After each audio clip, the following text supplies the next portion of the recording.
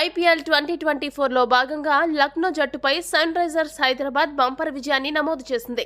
Toss గెలిచిన లక్నో సారథి KL Rahul తొలుత batting ఎంచుకున్నాడు. అయితే సొంత మైదానం ఉప్పల్లో ప్యాట్ కమిన్స్ బృందం సమిష్టి ప్రదర్శనతో ఆకట్టుకుంది.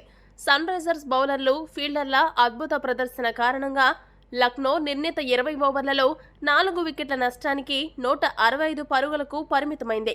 లక్నో విధించిన నామమాత్రపు లక్ష్యాన్ని సన్ రైజర్స్ హైదరాబాద్ ఉఫ్మని ఊదేసింది. ఓపెనర్లు అభిషేక్ శర్మ 28 బంతుల్లో 75 పరుగులు చేయగా, ట్రావిస్ హెడ్ 30 బంతుల్లో 89 పరుగులు చేసి సునామీ సృష్టించారు. దీంతో ఎస్ఆర్హెచ్ జట్టు 10 వికెట్ల తేడాతో గెలుపొందింది.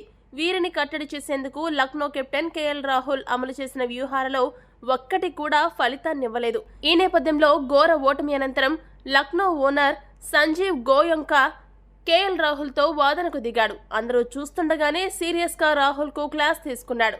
కెప్టెన్ వివరణ ఇచ్చినా పట్టించుకోకుండా అతడిపై విరుచుకుపడ్డాడు. ఒక రేంజ్లో ఫైర్ అయ్యాడు.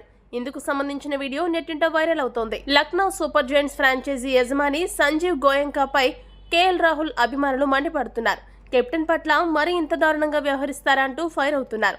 ఏదైనా ఉంటే మ్యాచ్ తర్వాత డ్రెస్సింగ్ రూమ్లో చర్చించుకోవాలి, కానీ ఇలా అందరి ముందు కోపడ్డం భావ్యం కాదని పేర్కొన్నారు.